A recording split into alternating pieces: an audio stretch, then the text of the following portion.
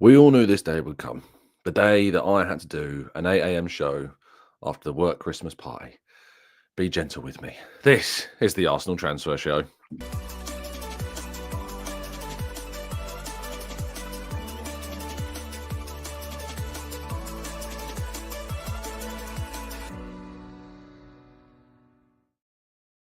Hello and welcome to the Gooner Talk. Back with you guys and girls for another episode of what is the Arsenal Transfer Show. Joining you every single morning at 8 a.m. without fail. Rain, shine, wind, feeling tired. We are here and without fail. So if you could drop a like on the video and subscribe to the channel if you would be ever so bold and humble to do so.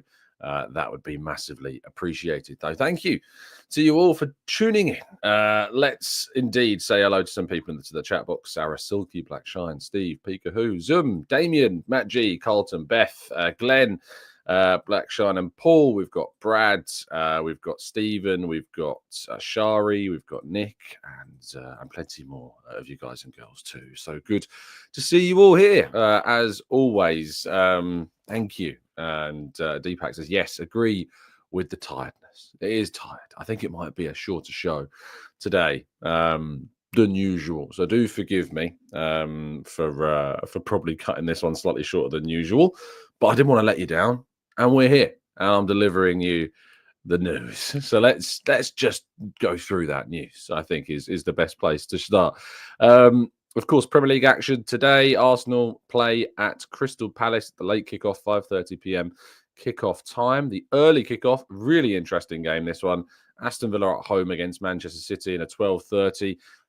Two of the least informed sides of the league so far, and them going up against one another is definitely going to be a cause for some intrigue, it's probably fair to say. Brentford take on Nottingham Forest, Ipswich take on Newcastle, and West Ham take on Brighton. Really interesting game is that one.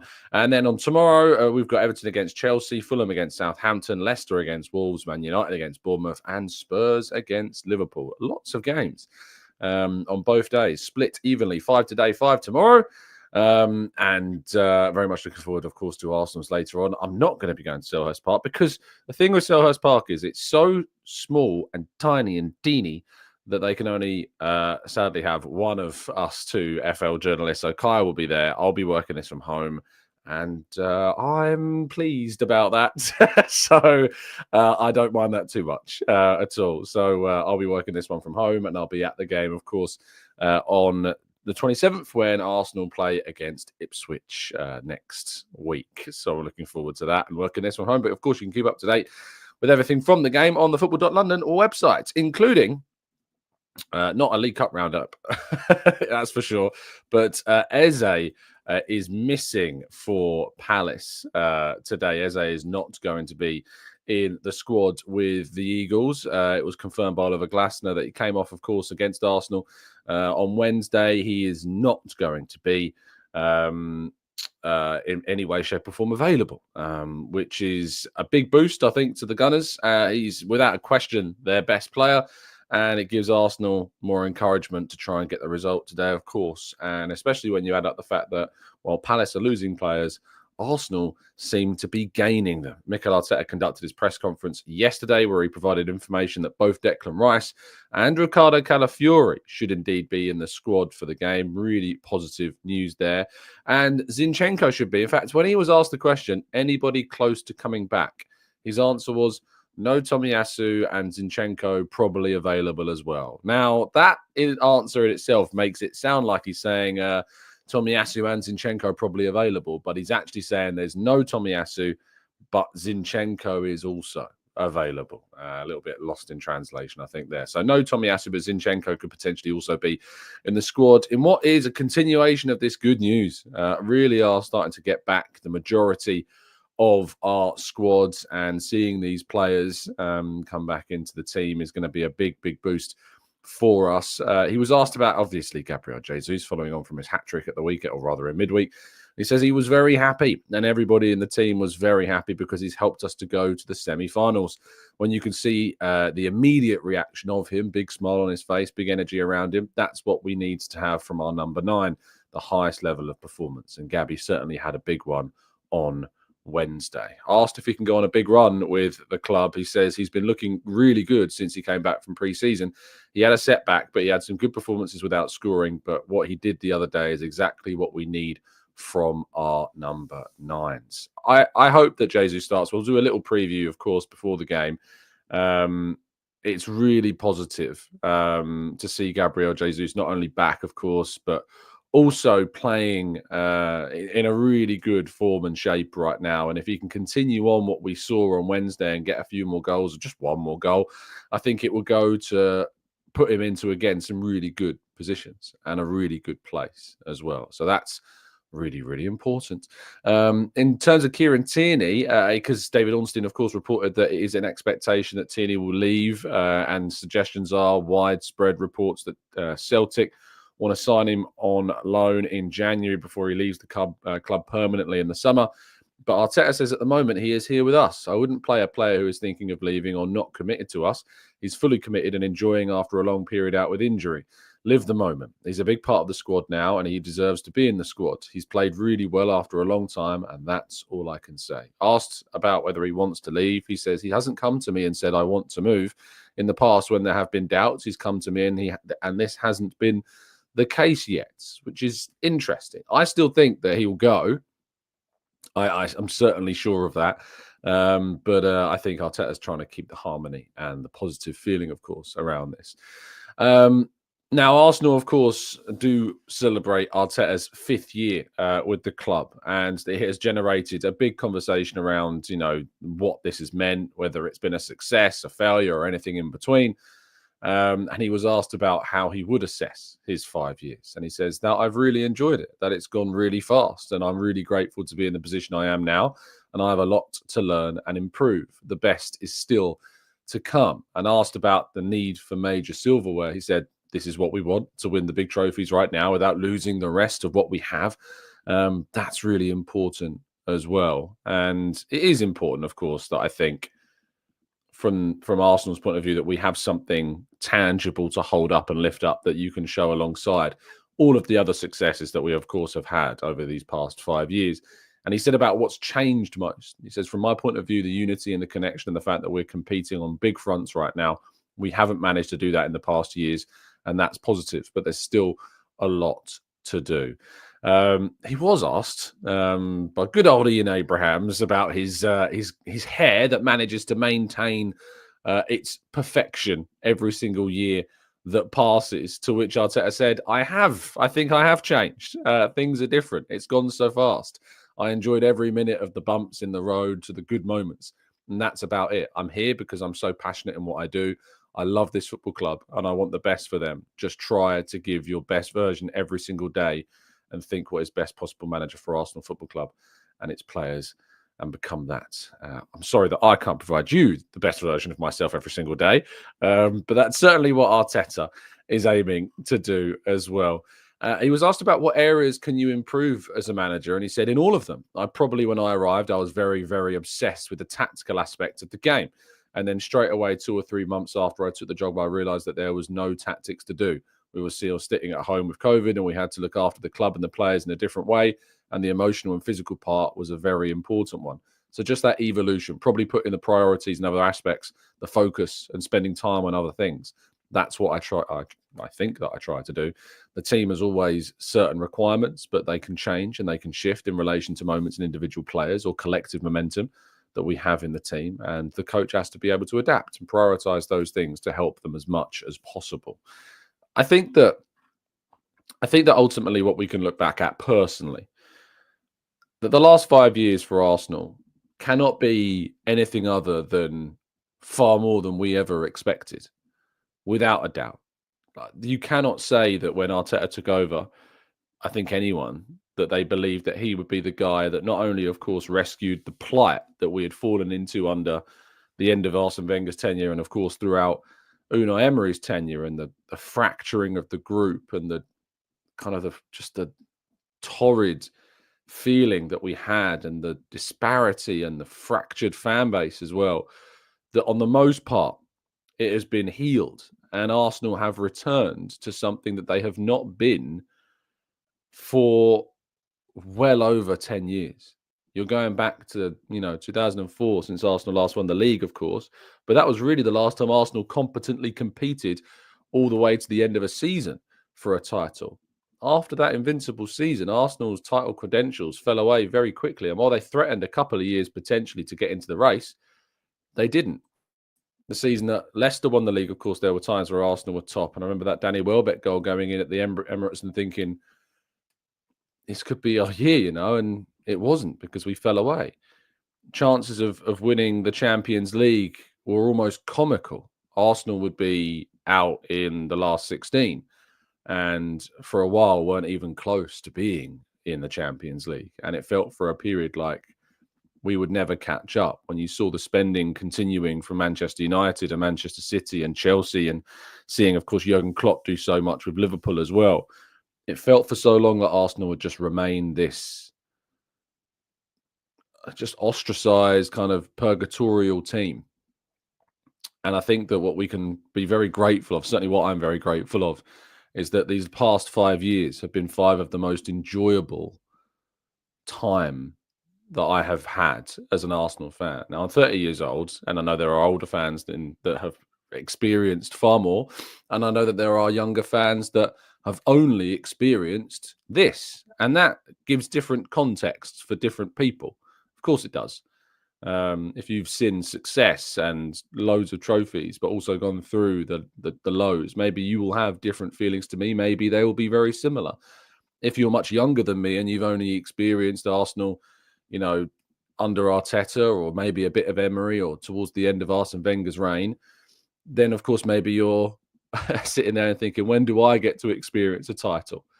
When do you get to experience what your mum and dad's maybe have experienced, if indeed you've inherited that, or maybe some of your older friends have experienced, or people that you've now become friends with watching the Arsenal for so many years?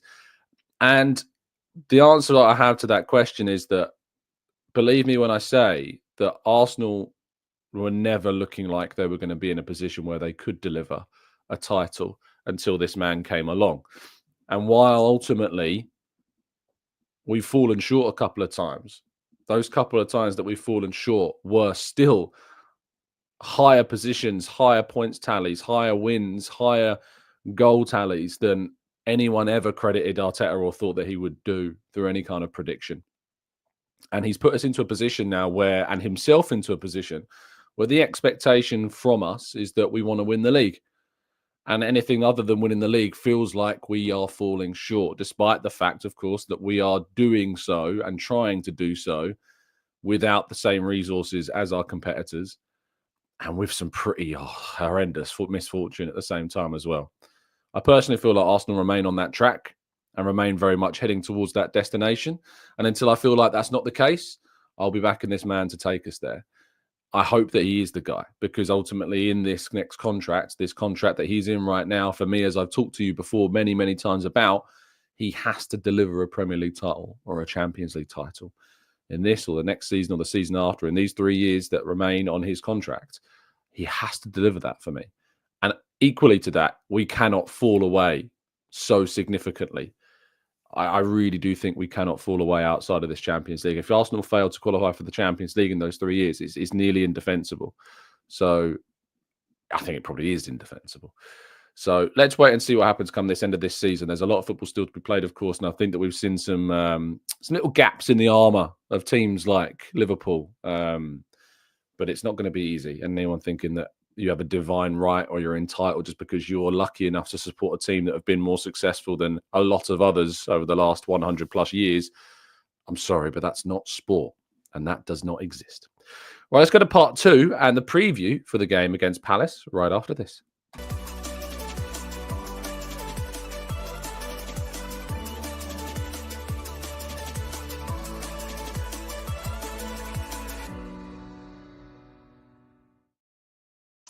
Okay, this is part 2 of the show, which for a day of a game, a match day, as it's also known, we do a little mini preview in our shows to look ahead to what I personally would be looking to see in terms of a team today.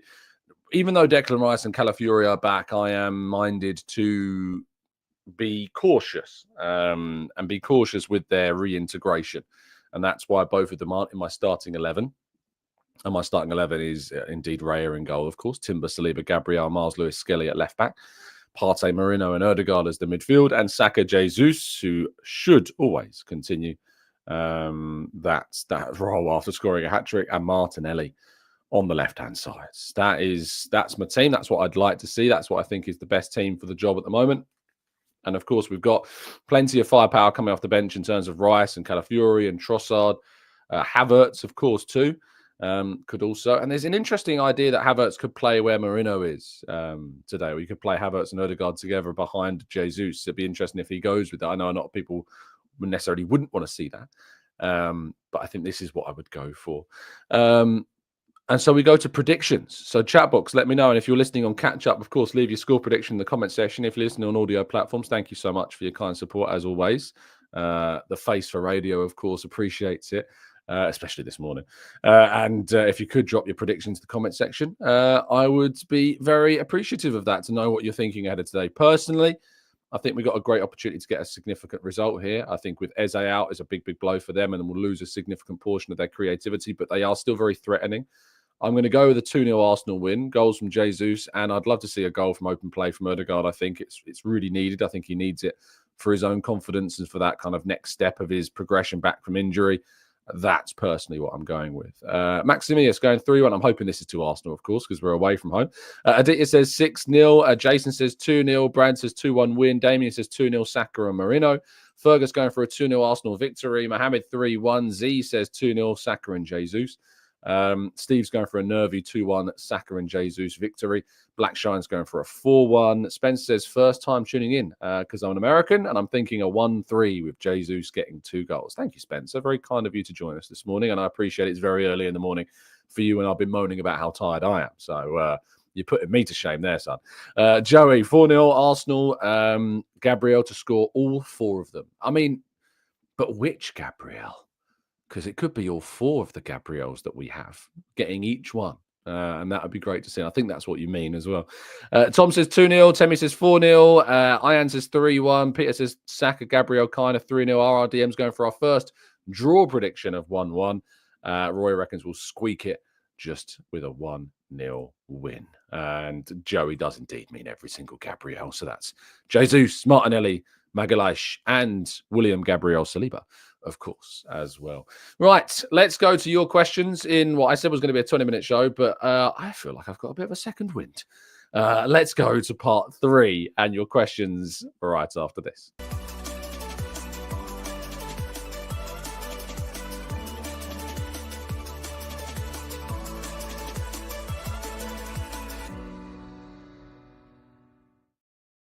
Okay, this is part 3 of the show today, where we are going to be going into the chat box and tackling some of your questions and more. So if you've got indeed some questions you'd like to ask, now is the time to put them in. Right, Chris says, predictions for tonight's fight. I can't say I'm like a massive boxing fan. I definitely stay in the relevant zone of knowing what's going on. And I feel as though that Fury's I think that Usyk's got his number. But usually with these kind of rematches, they don't usually go the way of the first fight. You got them extra motivation, of course, on Fury's side to get the revenge. But I'm going to go with Usyk personally. So, yeah, let's wait and see. Tom says, if Barca can't register again, Dani Olmo would be available in January. Worth making a move. He was good at the Euros and he's versatile and still quite young. 100%, Tom. I think if you can go and get Dani Olmo, Arsenal absolutely should go and try and get Dani Olmo. I still don't know the finer details of that situation. I always feel like Barcelona managed to somehow, pull a rabbit out of the hat and get their players registered. So I'm not expecting that. But yeah, let's wait and see. Terence joins us this morning. Says, morning TC, teacher and Long Island Gooner. 3 a.m, can't sleep, caught the flu at the start of the winter break. Not the best way to start, but hoping the Arsenal can make it better.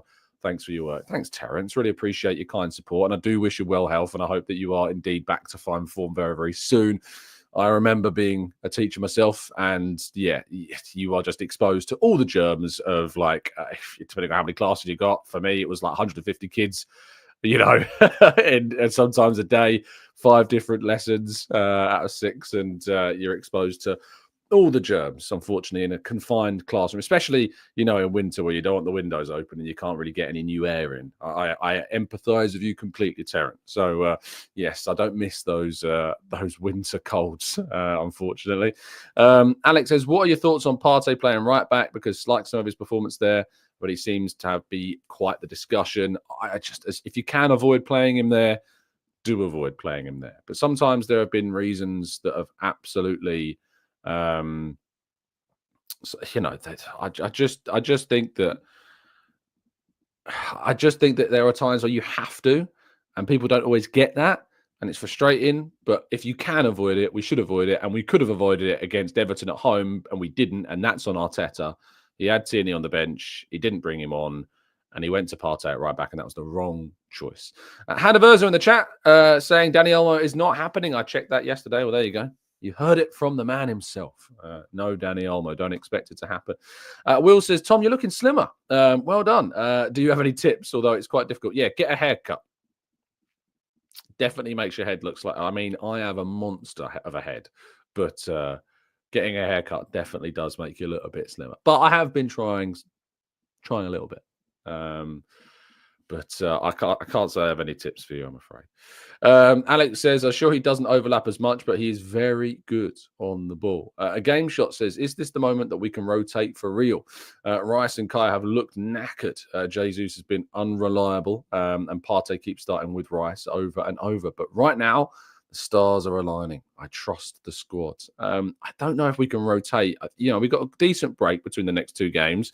You've got at least 6 days until we play Ipswich. You don't have to play on Boxing Day or on Christmas Eve like some teams do.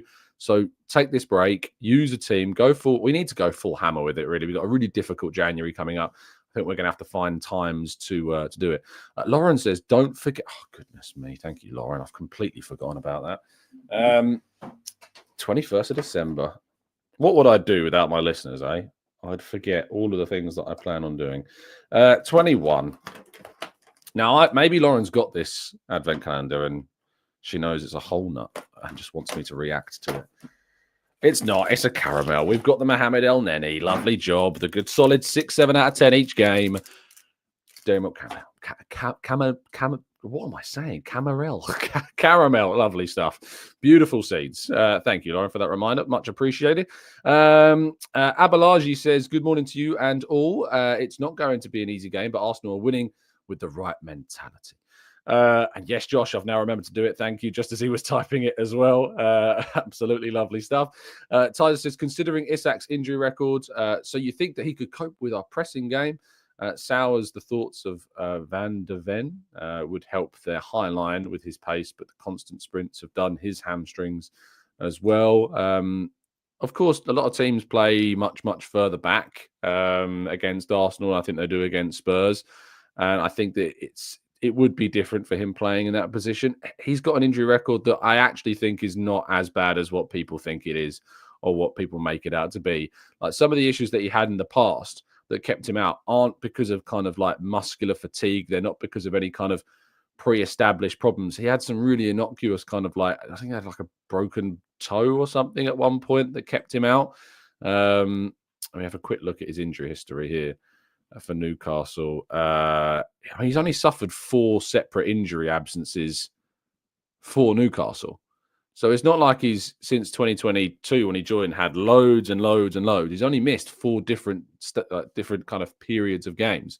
He had a broken toe in September, which he missed 7 games for club and country.